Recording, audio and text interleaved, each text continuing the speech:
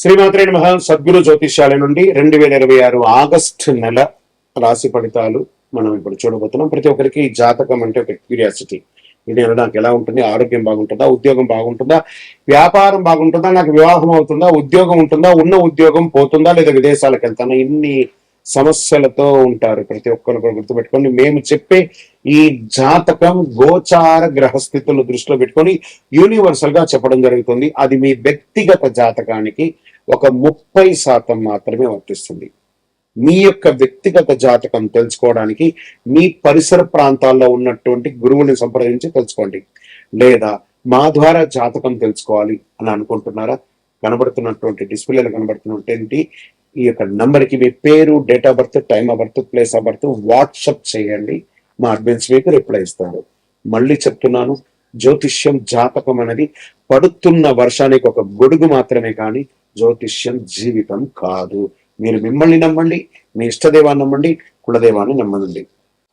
జ్యోతిషాస్త్రరీత్యా ద్వాదశ రాశుల్లో 12వ రాశి అయినటువంటి మీనరాశి మిత్రులారా, మీకు 2026 ఆగస్టు నెల శుభాశుభ ఫలితాలు ఎలా అంటే, గురుగ్రహ ప్రభావం, శని ప్రభావం, సూర్యుని సంచారం, బుధుని శుక్రుని ప్రభావం వల్ల కుటుంబంలో ఆనందం, వ్యాపారం. మీకు ఏళ్లనాటి శని జరిగిన మిగతా గ్రహాలన్నీ మీకు అనుకూలంగా ఉంది కాబట్టి అద్భుతమైనటువంటి నెల అని కూడా చెప్పొచ్చు. ఈ ఆగస్టు నెల సమగ్ర ఫలితాలను మీకు అందిస్తూ ఉంటుంది. ఉద్యోగంలో, ప్రభుత్వ ఉద్యోగంలో ఉన్న వారికి కూడా అందిస్తుంటే మీకు ఫస్ట్ ఆధ్యాత్మికత, అభివృద్ధి, కొత్త అవకాశాలు, ఈ మూడిటి మీదే ఈ నెలంతా కూడా ఉంటారు.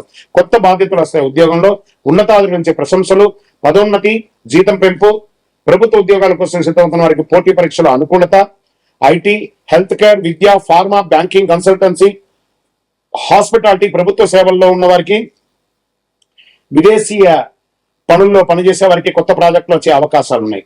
వ్యాపారం, పెట్టుబడులు, కొత్త కస్టమర్లు, కొత్త ఒప్పందాలు లభిస్తాయి. ఫార్మా, విద్య, ఆధ్యాత్మిక సేవల్లో, హోటల్స్, ఫుడ్ బిజినెస్, చేపల పెంపకం, ఎగుమతి, దిగుమతి రంగాల వారికి అవకాశాలు బాగున్నాయి. పెట్టుబడి పెట్టే ముందు పూర్తిగా పరిశీలించండి. రొయ్యలు వాళ్ళకి కూడా బాగుంది.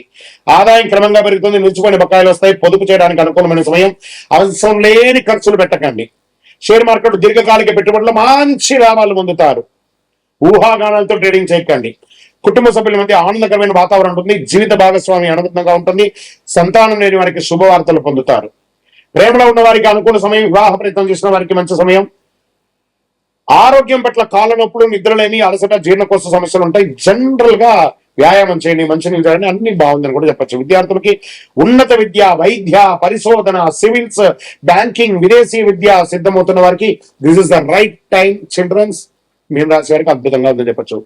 రైతులకి అద్భుతమైనటువంటి సమయం. చేపల పెంపకం, వరి, కూరగాయలు, ఉద్యాన పంటల సాగు చేసే వారికి మంచి అవకాశం ఉంటుందని చెప్పచ్చు. ప్రభుత్వ ప్రయోజనాలు కూడా పొందుతారు. కళాకారులకి సినిమా, సంగీత రచన, యూట్యూబ్, టెలివిజన్, సోషల్ మీడియా రంగం వారికి అద్భుతంగా ఉంటుందని కూడా చెప్పచ్చు.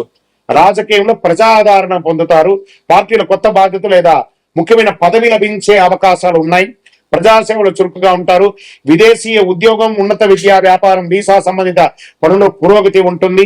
కోర్టు కేసులు నెమ్మదిగా అనుకూలమైన ఫలితాలు మాస ద్వితీయంలో పొందే అవకాశాలు ఉన్నాయి. భావోద్వేగాలతో నిర్ణయాలు తీసుకోవద్దు ఈ నెలంతా.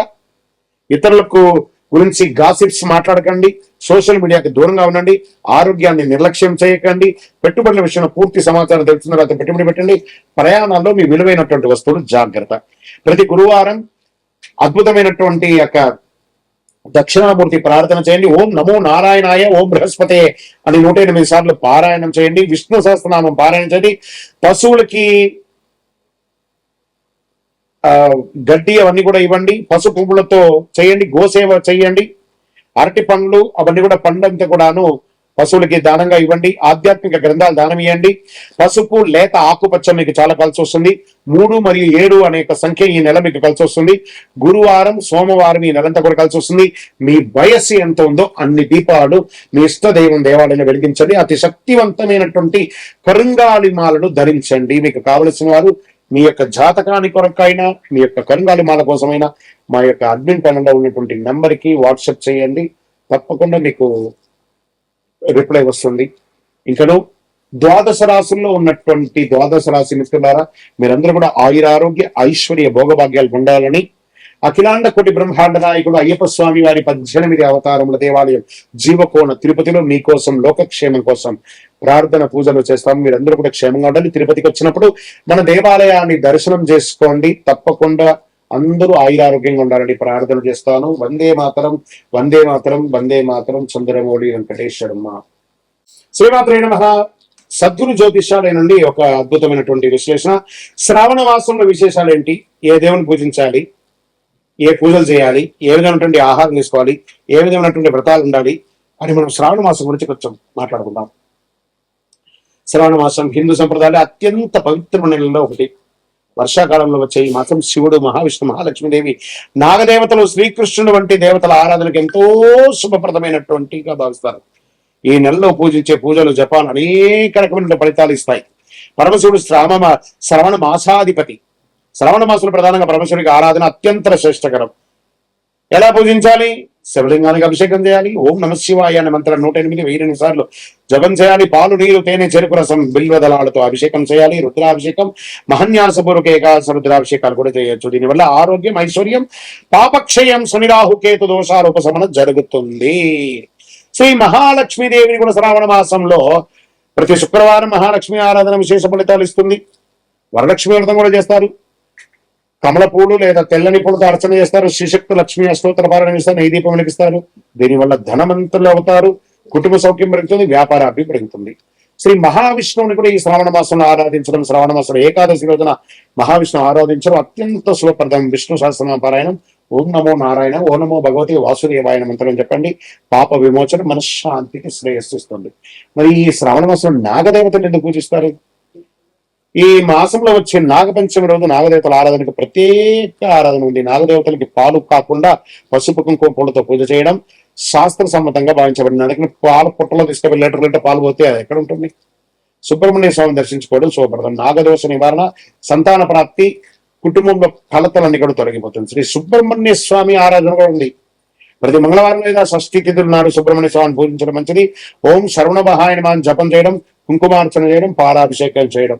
దీనివల్ల వివాహాటంకాలు తొలగి సంతాన సౌభాగ్యం పెరుగుతుంది. శ్రీకృష్ణుడి కూడా ప్రార్థన చేస్తున్నాం. ఇదే రోజు కృష్ణాష్టమి వస్తుంది కదా. శ్రీకృష్ణ జన్మాష్టమి శ్రావణ మాసంలో వచ్చే శ్రీకృష్ణ జన్మాష్టమి రోజు శ్రీకృష్ణ ఆరాధన విశేష ఫలితాలు ఇస్తుంది. గీతాపారాయణం, ఓం కృష్ణాయ నమః, వెన్నపాలు, పండ్లు నైవేద్యం చేయండి. అన్ని రకాలుగా జరుగుతుంది. సంతాన శ్రేయస్సు, విద్య, ఆనందము అన్ని పొందుతాను.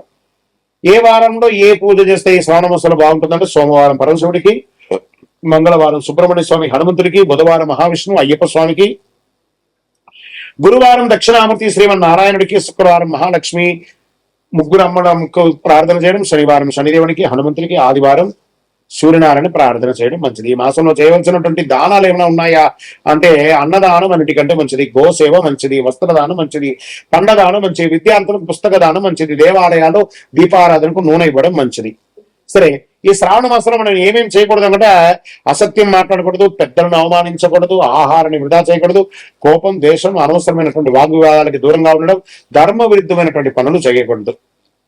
శ్రావణ మాసం యొక్క ప్రధానంగా మనం ఏం చెప్పుకుంటామంటే శివారాధనతో పాపక్షయం, లక్ష్మీ ఆరాధనతో ఐశ్వర్యం, విష్ణుభక్తితో శాంతి, ధనధాన్యాల ప్రాప్తి అవుతుంది అని చెప్పి శ్రావణ మాసాన్ని మంచిగా పండగ వాతావరణంతో కూడిన ప్రతిరోజుగా భావించి అందరూ పూజించుకోండి. ఉపవాసాలు కూడా ఉండడానికి ప్రయత్నం చేయండి.